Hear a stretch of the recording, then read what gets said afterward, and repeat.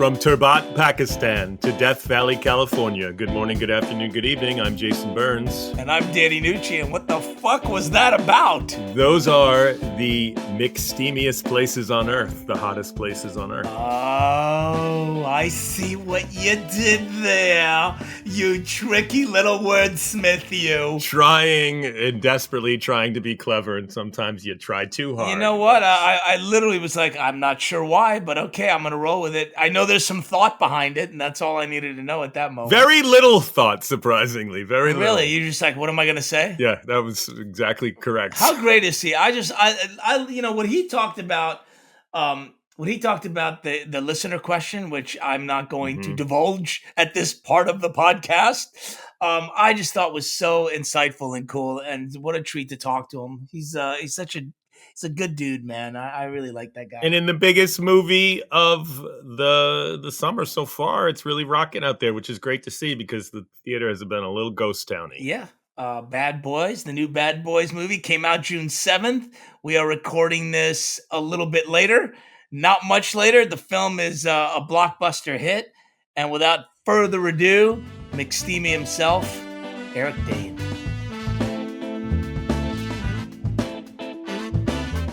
Eric Dane, thank you for joining us. Thank you for having me. I apologize in advance. I got a whole thing going on with my voice. So I'm just using my sexy voice. That's it. We're done. Nice shot. It sounds good. It sounds better than mine. Although we all hate the sound of our own voices, right? I do. I actually like the sound of my own voice. I'm just kidding. I don't.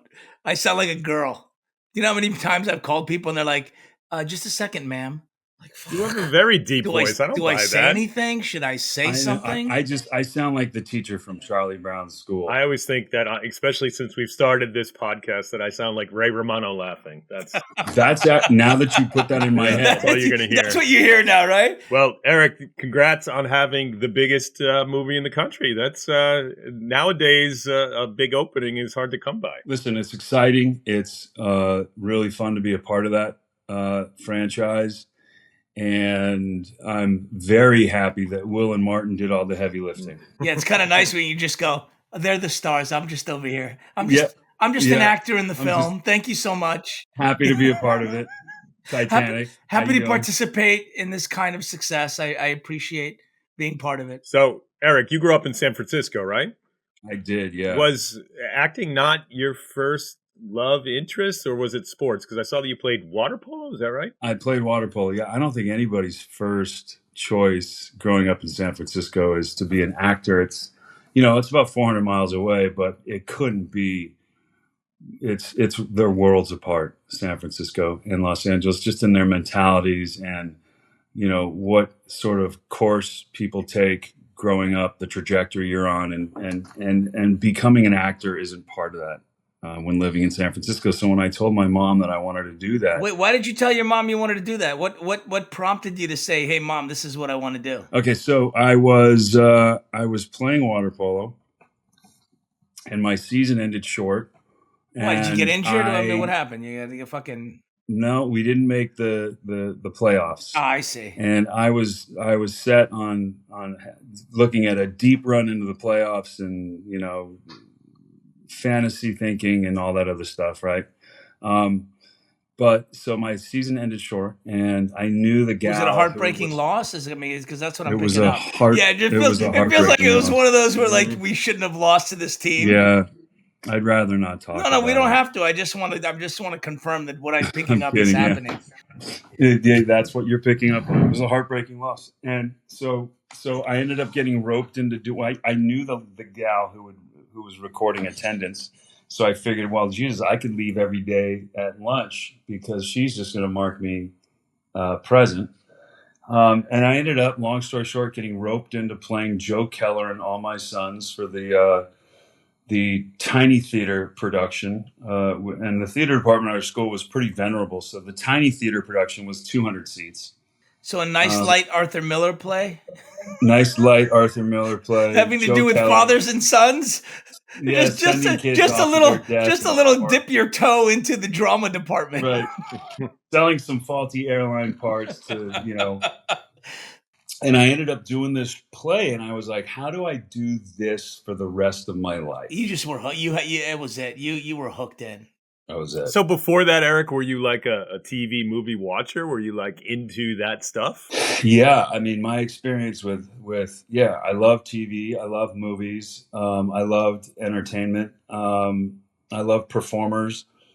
I just didn't know how one got from A to B. It was foreign, right? It was just foreign.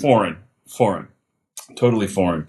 And interestingly enough, I had this young guy that I was on the swim team with, was a part of this group of actors that had a manager that lived in Los Angeles that would come to San Francisco once a month and hold these like workshops. So somebody on the polo team or on the water polo team or a swim team separate? Somebody who was on the swim team, and he was on the polo team too, but it was a swim team buddy. And so I started taking these intensives, and she invited me down to Los Angeles to A, not only represent me, but B, live with them, this house of like misfits. How old are you at this point, E? 19. Okay, so you've already figured out that you don't know what the fuck you're gonna do with your life at this point. Correct. Right. So your mom's like, okay, are you going to college? You're like, nah. No, I'm not. I wasn't going to college, and I honestly I didn't see how college would, obviously in retrospect it's valuable, but I didn't see how college was going to serve me at the time. I wanted to be an actor, and I didn't know that going to Yale was going to facilitate in that. So I moved down to Los Angeles, and hold on, I hate to interrupt you because that's what I do, but I hate to do it, and I do it anyway. But so in the 2 years post, or the year and a half, whatever it was, post high school, what were you doing? What were you thinking? Like, I got to figure this out. I want to try this acting thing. Like, I got to figure out how to do it. I turned 18 in high school. Okay. So it was like shortly thereafter that I, put two and two together. There wasn't a year abroad, a semester abroad. There wasn't like, okay. What's that year that kids... You weren't finding yourself. No, I appreciate that. What's that year that kids take? A gap year? Gap year, yeah, that's right. A gap year. It's exactly what it is. Yeah. I didn't have a gap year. I had a gap month. Well, as the turning 18 in high school, you must have got your license before all your buddies, so you must have been the guy, right? That drove everybody around. Well, that's at 16. We were sophomores when that happened. Right. What the great thing about being 18 in high school was that I was allowed to write my own notes if I missed school. I was allowed to dismiss myself. Well, that doesn't seem right. Dangerous. I took a few days off. Those are called gap afternoons. That sounds dangerous. So you move to LA, you say, fuck it. You're like, all right, I'm going to live with this fucking group of misfits. Yeah. So you're 19. So wait, have I met you at this point? It's not shortly thereafter. No, pretty close. A couple years later. Yeah.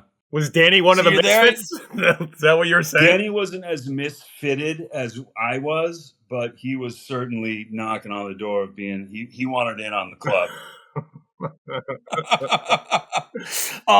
So you're in this thing and she starts sending you out. So on it was auditions? interesting because looking back at like, it was such a valuable program to be a part of, just having her representation and the things that she had set up for us to do as young actors, which were a burden to me because they got in the way of me going and being, hanging out with my friends. But like, she had like scene study classes and cold reading classes, and she would invite these like really legit casting directors in to sort of run these cold reading classes and like these really kind of valuable tools that weren't a hustle, is what you're saying. That basically were the real deal. And looking back now, I'm like, wow, that sounds so fun. Yeah. And at the time, I couldn't be bothered. Mm-hmm. No, you got shit to do. You got partying to do. Exactly. You got to hang out with your friends. You're in Los Angeles now, bro. But you fell in love with theater first. Obviously, you said you were into TV and film. When you went down there, was it just like whatever inroad I could get, TV, film, whatever, I'll take it? Or was there a plan? Well, LA is not a theater town at all. So it's like if you're going to act. But back then, it wasn't a TV town. Well, it wasn't a TV. The industry was not the same. TV. It was not the same in terms of like storytelling. What are you saying, Jason? Storytelling. What are you saying? TV was not as loved. Jason, I'm going to push back gently because as Danny remembers, it was a TV town. It may not have been there may not have been as much TV to go around, but we had something called pilot season, which was an actual thing. I'm sorry, what is that? Exactly. It was an actual thing, where, we had a couple months where all the networks were casting their new pilots. You guys obviously know what this is, and that doesn't exist anymore. But what Jason doesn't know is that you could be a 19-year-old Eric Dane who comes here and somebody takes a risk on you because there's so many pilots and so many auditions that they just throw everybody out, and hopefully somebody lands something that'll last and turn into a series, and you don't have to be a specific chosen person. People would come here from everywhere and just for pilot season, because there was a shot that if you're nobody, you could land a role on a pilot and start becoming That's pretty an actor. accurate. And film and television at that time didn't mix. Yeah, that's more what I meant. And TV wasn't as it wasn't a storyteller's medium. It was more episodic then. There weren't a lot of long form storytelling. I don't disagree with you. No, I think that when movies went away in 2000, that's when it changed. You're gonna get a chance to talk, Eric. Hold on, but I'm just kidding. I'm just kidding. Go on. I'm just fucking with you. So you mentioned pilot season. Obviously, a lot came in before that, but I'm just trying to set a picture for the listeners. Going back to even something as not far back as The Last Ship, was that a pilot season show, or was it gone even then? Pilot season. They didn't have pilot season. They just called them up and go, "Listen, we'd like you to do this. What do you think?" That's what that. I think that's kind of how that went down. But I think there was still somewhat of a pilot season when The Last Ship. The Last Ship was the beginning of streaming being the primary sort of conduit through into the TV world. Before that, it was still broadcast. Grey's Anatomy was still broadcast because in 2007, if you remember what we struck about, was it 07 or 08, Danny? I don't know what you're referencing. The original writer's strike. Yeah, around there. I couldn't tell you the year. I'd have to Google it. Right. And they didn't know they wanted royalties for streaming, the writers. And from what I understand, the AMPTP was like, we don't know what streaming is yet. And the writers pushed back and said, "We're happy to give you money of what we don't know yet." The writers pushed back and said, "We know what streaming is. Streaming is going to be the only way people consume any of this content." And the producers said, well, it's not yet defined, so we can't give you money for something we don't know, which I see both sides of that. But writers ended up getting fucked, I think. They usually do. I think the writers ended up getting fucked. They usually get fucked. So you're here, you're doing these classes, you're with this woman, you're starting to auditions, you're starting to book jobs. And at what point did you start to realize, I mean, you're obviously making friends because that's when I met you, made friends that were really successful in the business. So you saw that it could be done. Right. Right. So at what point did you go, "Oh yeah, no, this is going to work"? This is or is not going to work. Is going to work. Well, you're still wondering if this is going to work. I know, but the first time you're wondering if this is going to work. I felt like I had a good shot at outlasting everybody long enough so that eventually somebody was bound to give me a job. And I'm pretty resilient. I didn't know how I was going to find a way in, but I knew I was going to find a way in. And, my first few attempts, as misguided as they were, still yielded some there was some value in them. I met people like you, and while they were really kind of awful attempts, and there was a series of really questionable life choices that went down in order to that we all make in our 20s, yeah. That we all make in our 20s, in order to put those attempts together, but like I said, they had some value, and eventually I wised up one day and I said, "Wow, this is going to require some work.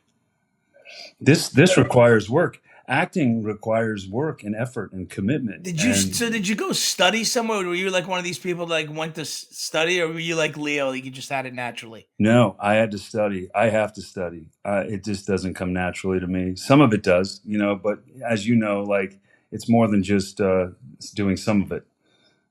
So I study, and to this day, I study with somebody. I study with a guy named John Markland, who I is just phenomenal. I wouldn't try to create a character without him. Without him, yeah, it just becomes a luxury item. I mean, to me, it just feels like it's a luxury item. It's like, if I can, I'm going to for sure. There's no point not doing it. It's so much easier. It's a luxury item. Right? It's like he's like, well, make a choice here. I'm like, I don't know. You make a choice for me.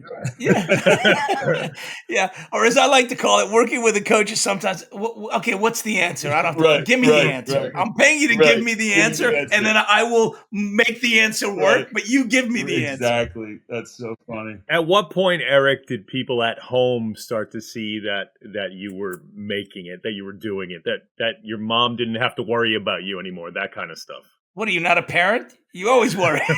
Hey, I just know I'm from a small town, Eric. When I told people I wanted to be a writer, nobody had any idea what that meant, or what it still don't. I have conversations about it, but I always try to avoid it because nobody gets it. But then you're in He doesn't LA. know you live in the woods. Tell him you I live in the woods. Danny loves to point out that I live deep in the woods, but it's not that deep in the woods. How deep is it? Lives in the woods in Massachusetts. I can't even say it. He's so deep in the woods. Massachusetts. It's enough that I can get away. Okay, good. So you can get away. It's great. You're not away. You can get away. But people don't get it. So when you went to LA, everybody was doing the same thing. It must have fueled your excitement. And then people at home still don't get it. Yeah, and to answer your question, I don't think your family truly gets it until they see your name, until they're watching a TV show or going into a movie where your name is like one of the first 2 or 3 listed, because after that, nobody pays attention, right? And I think everything is kind of evaluated in sort of how much screen time do you have? It's not like how great were you or how effective were you or how well you fit into the story. It's how much screen time do you have? How important are you? Right. How important are you? Why do you matter? Why do any of us matter, Danny? That's what it. Well, no, but it's true. It's like my mother would usually go, "You're not on Jay Leno, so are you going to be on Jay Leno?" Exactly. I don't see you on Jay Leno, so you're nobody. That's basically it. I go, but I was on Jimmy Kimmel. I don't know who he is. I don't know Jimmy Kimmel. Popular. I don't know Jimmy Kimmel. She knows Jimmy Kimmel now. But that was what it was. So when did you talk to your mom and she went, "Eric, that's amazing that you know," or was it just being able to take care of yourself financially? It was a little of both. Like when I was about 27 years old, I think I started really kind of working consistently enough so that I could pay the bills as just an actor. 27, 28. I didn't start working on Grey's Anatomy until I was 31 or 30. 30. And how many years was that in LA? That's over 10, over a decade. Oh, in yeah. LA? Yeah. And would you say that that's the thing that, here's the way I like to put it, Eric. I have a specific way of putting it. Was that after Grey's Anatomy, was that the time where you went to audition and people were glad to see you? Right? That's the difference. I'll tell you a funny story. That's how you know the difference. Is like, you go to audition, like they're so happy to see you. So Grey's Anatomy, there was still a pilot season. And there's a long story that kind of leads up to the whole Grey's Anatomy thing. I was only supposed to do 1 episode of that show. Anyway. Which, by the way, is a great lesson to any actor going, it's just a guest star. Yeah. Uh-huh. I thought the same thing. I thought the same thing. Yeah. But there was still a pilot season. Okay. So I had, we used to ask for something called feedback. What's the feedback? Which was our way of saying, I'm sorry, what's did I that get word? the fucking job? Right. So we'd hound our managers or our agents, say, what was the feedback? And I think I auditioned for 5 or 6 TV shows. And I couldn't get feedback on any of them. The people couldn't be bothered. I was a number and somebody who walked in nameless and faceless and was never to be seen again. Yeah, but you're handsome now, but you were pretty then. I mean, you're handsome now, but you were pretty back then. Listen, looks fade. Every single show, Danny, that I couldn't get feedback on after that episode of Grey's Anatomy aired, I got offered to me. Of course. Ta-da! So tell us about that experience. Just a little bit. Give us a little bit of I'm on Grey's Anatomy. They want me to do more episodes. I'm essentially eye candy for all the women that are watching and men that are watching this show. And this is taking off, and I'm officially McSteamy. What was that experience like? That was overnight. It was overnight? That was a wild experience. I went out to dinner the following night with a good friend of mine, and we were at a restaurant, just two of us, and there was a table of 8 people right next to me. Remember Il Sole on Sunset, that great restaurant? Yeah. Sure. Fucking great. Just past Sunset Plaza. Exactly. Exactly. Yeah, Such gorgeous. a great restaurant. R.I.P. Anyway, this whole table was talking about my appearance on this show. No. Unbeknownst to them, me sitting right next to them. You're at the table next to him? That I'm at the table next to him, and I was like, this is kind of surreal. I guess this is what it's like. And I think I handled it pretty well. I didn't really, it wasn't anything that I was ever, the attention felt good. It felt nice to know that somebody was actually watching your work. It's not something that I leaned into too hard. Thankfully, I had my head on straight at the time. Pretty good. Well, you'd had enough struggle to not take it too seriously. Correct. Well, and at that point, I assume the producers hadn't called your agent and said, we want you back yet either. So you felt it was still a one and done? No, they were one of the 6 shows that called the following day. Oh, wow. We don't know how we're going to keep you. We haven't figured it out yet, but we will. Go relax for a couple months and we'll work you back into the story.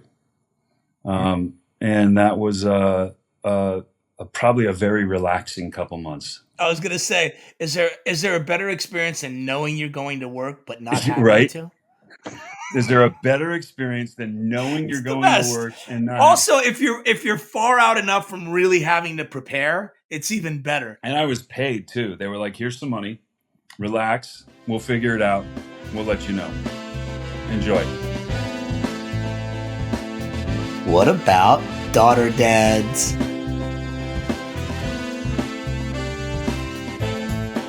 You became a dad relatively late in life. Did that better prepare you for fatherhood, having, lived some life? I think so. And I still think... I mean, late in Massachusetts, maybe, but not so late in Hollywood. Yeah, that's true. That's true, Danny. You make a good point. Yeah, it wasn't... I was 36 years old.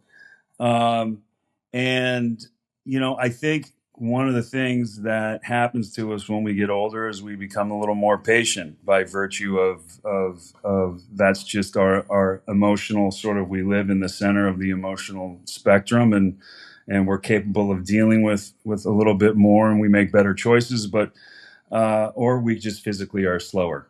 And that's just that's patience just comes along with that. Because you have to take it. You have to take You've had enough aggravation to realize it's not going anywhere anyway. Exactly. But yeah, I think look, if I had kids in my 20s, it would have been a disaster. But did you feel like when the moment came that you were a dad, did you feel dad worthy? No, I was terrified. Yeah. I don't know what dad's like, I was ready for this. I know what this is. I wasn't. I don't know many. You're just like what the fuck? I did not know what the assignment was. I did not know where to start. I was like taking my Rebecca's lead on everything because she had read a lot of the books, and I figured, well, this girl read she has the blueprint. Because I know for me, I remember coming home with my first daughter, and I was like, oh fuck, this kid could die on my watch. Yeah. Well, for the first year, you're on suicide watch anyway. Right. You're just like, I can't believe this child is now my responsibility. Yeah. And once they start to move around, you're just on suicide watch anyway. Oh, that's a whole other thing. I think I'm the only one here that has a boy. I had a son first and then I had a daughter, and there was a different vibe to it. Like, I think there's just something wired into us that says, oh, if he falls and gets hurt, then it's rough and tumble. He'll be fine. Character building. Yes, but if she falls, you're like, oh my God, she's going to break. Right. Did you notice that difference? Were you more anxious, Jason? I was more at peace with my daughter, to be honest.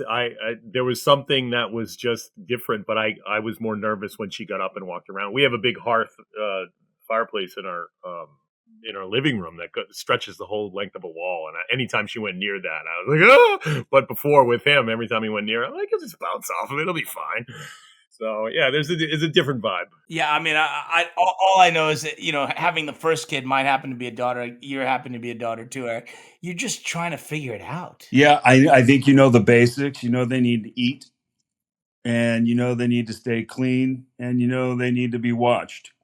And you know that's about, and then you can kind of figure out like what the fourth and fifth thing is eventually, but it's kind of a linear sort of it's a linear job, you know. Eat, clean, watch. Well, now you got a teenager. Yeah. Oh my. You got two of them. Aren't they both teenagers? No, the young one's 12? One's a preteen, one's 12, and one's 14. Yeah. Are they Swifties? Yeah, of course. They're absolutely Swifties. And they have love, to be, isn't it? It's a rite of passage at this They time. love Lana Del Rey. They love Taylor Swift. They have their own. The Billy's obsessed with ballet, which is great. It's been really cool. great for her. George is obsessed with volleyball. That's been really great for her. Both kids are right where they should be with where their personality sort of dictates they go. It's funny you say that. Did you notice this when they were younger? Because with both my kids, you know, one's 19, the other's 27. Right. And they were kind of those people when they were born. And then it's just watching that particular personality sort of develop and flower. Is that your experience with them? To a degree, yes. I mean, Billy's had a lot of change, or she has changed a lot. And Georgia's always kind of been Georgia, you know. She's always kind of been. Yeah, that's more of my experience. Georgia's kind of always been Georgia. Billy's always been Billy, but there were some moments there where we didn't know if like we were doing the right thing, you know. Mm-hmm. I'm still trying to figure it out, and they're both out of the house. Right. But like, there were a couple moments there where we were like, "Are we doing what's best for her? Like, are we doing this right?" You know. And they turned out great, and I give a lot of credit to their mother because she's with them the majority of the time. She's done an amazing job with those girls. Like, you know, the guardrails that Rebecca has set for them have allowed them to create guardrails for themselves that work well within the confines of they know the difference between right and wrong.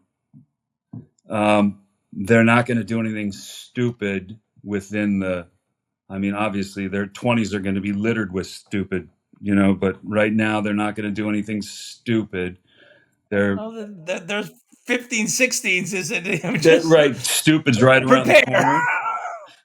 Stupid right around the corner. Signing themselves out of class, Eric. I mean, yeah. Well, we got a couple years. I mean, they are your children. You know they're going to find some ways around rules and whatnot. That'll be Billy. So I saw that you had taken them to the recent premiere for Bad Boys.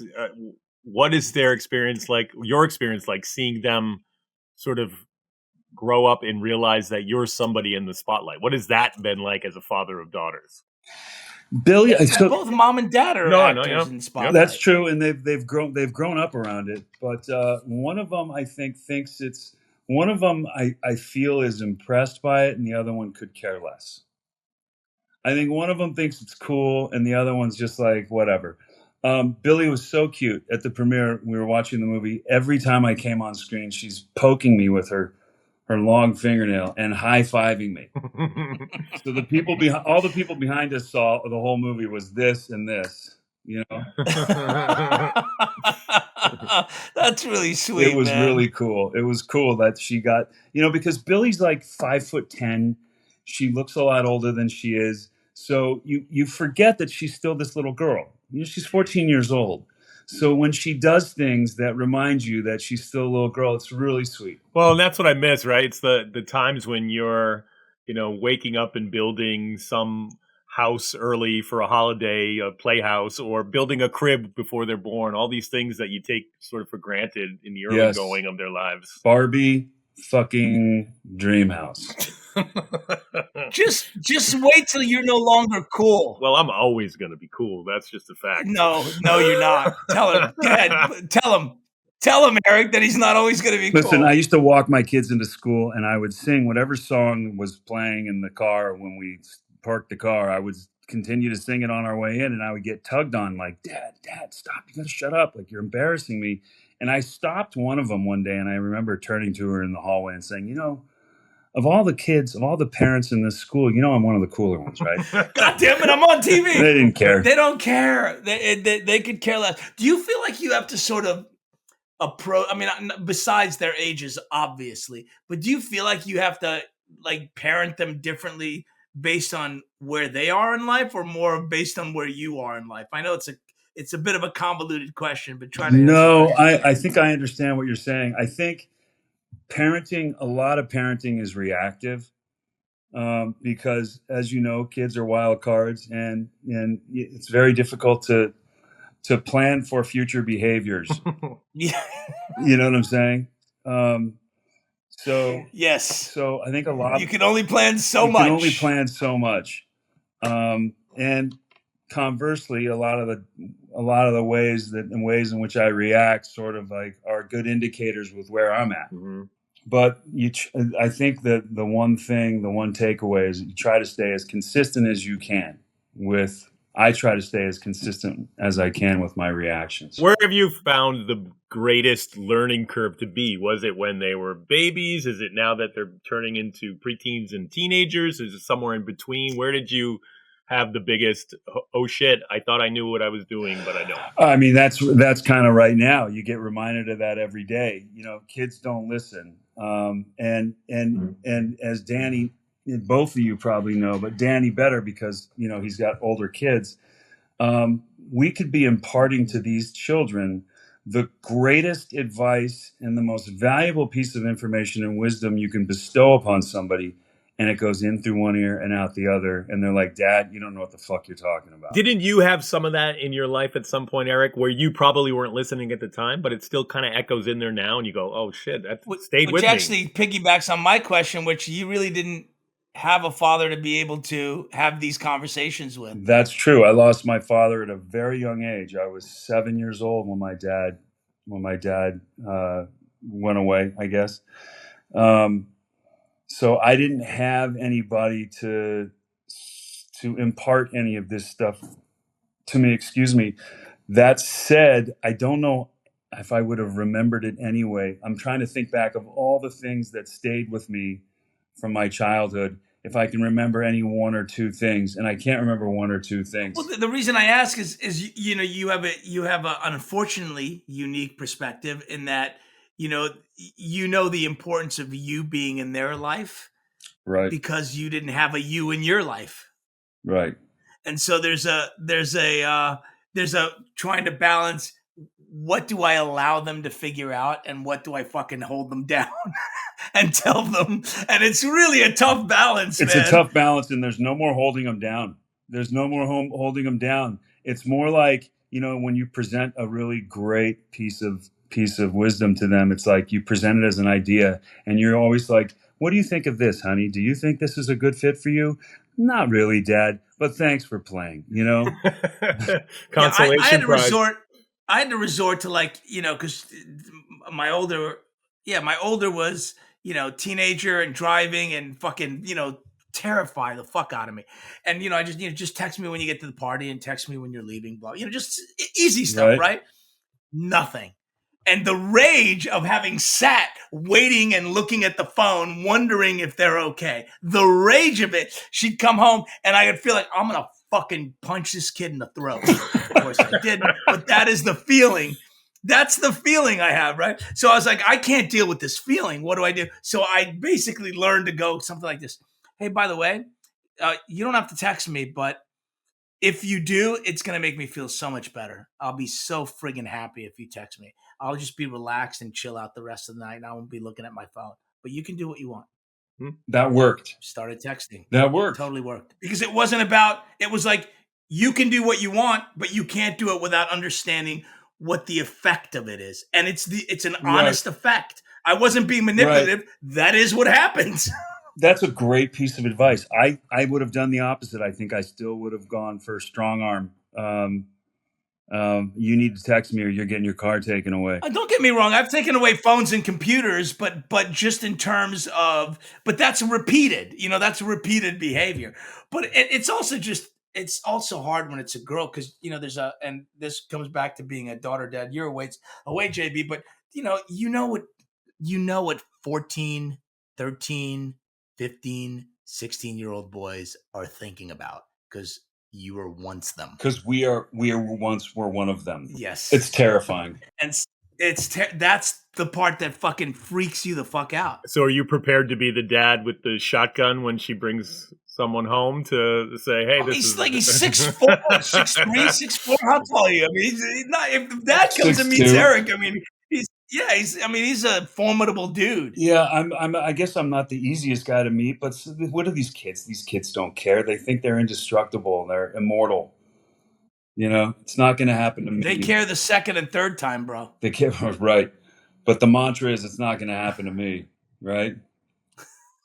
That's very true.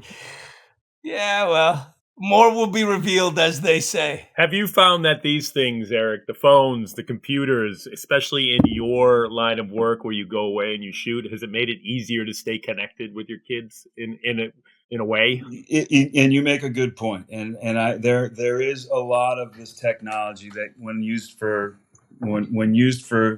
correctly or appropriately is like unbelievably valuable. Mm-hmm.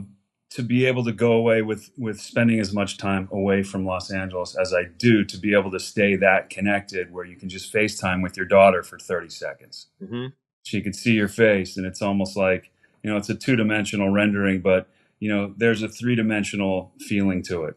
But that's the other thing. You can show them around where you are. You can correct. You can share the experience that you're having with them. Like when I went out of town, in the early 2000s, it was a phone, and my kid was little. Right. My older was little, so it was just like the phone. I mean, it was heartbreaking. You miss them horribly. Now, when my younger and I've been out of town. Yeah, here's my room. This is that. Here I am on set. These are the people. Say hi, Joe. Hey, like they can be part of a little bit more part. But so much gets lost in text too. In translation, you really get to add intent to the words when you get to see somebody's face. Yeah. So it's nice just to be able to like pick up the phone for 20 seconds. Hey, babe, I'm on set. Look around. This is what's going on. I can't talk right now. I'll call you back in a little bit. It's not like, oh, he's just giving me the shoulder or he's brushing me off. Like, oh, he's really on set, Yeah, and I love you means more coming out of a mouth than it does on a screen of a It's phone. without question. All right, Eric, we've got a listener question from a guy named, I'm assuming it's a man, could be not a man, Ezekiel E. Ezekiel asks, is it harder to become relevant in show business or to stay relevant in show business, especially in the social media age? I think the idea of being relevant is a slippery slope. I don't think anybody stays relevant by intending to be relevant. I think it's just either a byproduct. It's a byproduct of where you're at, or it's not. To endeavor to be relevant is empty and non-substantive and does not have any legs on it. I love that fucking answer, E. Dane. That is outstanding. Outstanding. What is the best way? And I don't think you're too hooked into social media, but what's the best way for people to follow you and track you and see the movie? It's still in theaters. People got to go to the movie theater. Yeah, the movie just opened. We just opened. We had a really strong opening. It's big. Yeah, no, we had a huge opening. 105 million worldwide, like 56 domestic. Big. It was a great opening. Great for Will and Martin. Great for me. Great for everybody involved. It's a win. We're taking our victory. Great for theaters this year too, because there weren't a lot of wins. Great for theaters. It's good. I think this really kicked off the summer sort of blockbuster season, with a healthy box office. And it's nice to be able to be a part of something that not only was fun. It's fun. People watch your work, but it actually reinvigorated the box office. So it's nice to be able to be in It's important. And I saw that you just signed on to, is it Countdown with Jensen Ackles, Yes. which is my man crush, as Danny knows. Oh, yeah. He makes fun of me all the time for being Yeah. a Supernatural fan. So Yeah. so I'm looking forward I to hear that he's one. a great guy. I'm looking forward to working with him. Well, anything you need to know about him, by all means, ask Jason. I'm your guy. There's your dude right there. Jason, you got it?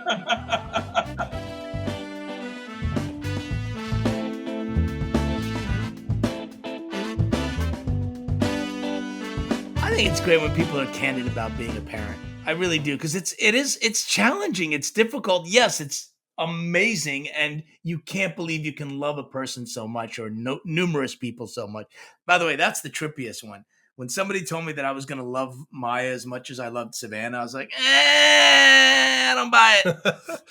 And it absolutely is true, and it's just a little bit different. So I really appreciate when people are really talking about what it's like to, their own version of what it's really like to be a parent, instead of what we'd all like to say it's like to be a parent. Or maybe I'm just talking about myself. Who knows? Am I just 100% no. I was just going to say this episode came at a perfect time because I spent the weekend painting my daughter's room. She wanted a new color paint, and no word of a lie, the paint is called High Maintenance by Bear. I'm promoting Bear High Maintenance. Yes, it's it looks a lot like Pepto-Bismol meets cotton candy. It's somewhere in the realm of pink, but it's called High Maintenance. And I spent the whole weekend painting her room and moving furniture out and taping and doing all this stuff. And you know what? I love to do it because we're daughter dads. I know, it's the best. All right. Well, this was fun. Thanks for listening. Music by Denny Nucci. Produced and edited by the same two people you heard hosting this show because they have no friends.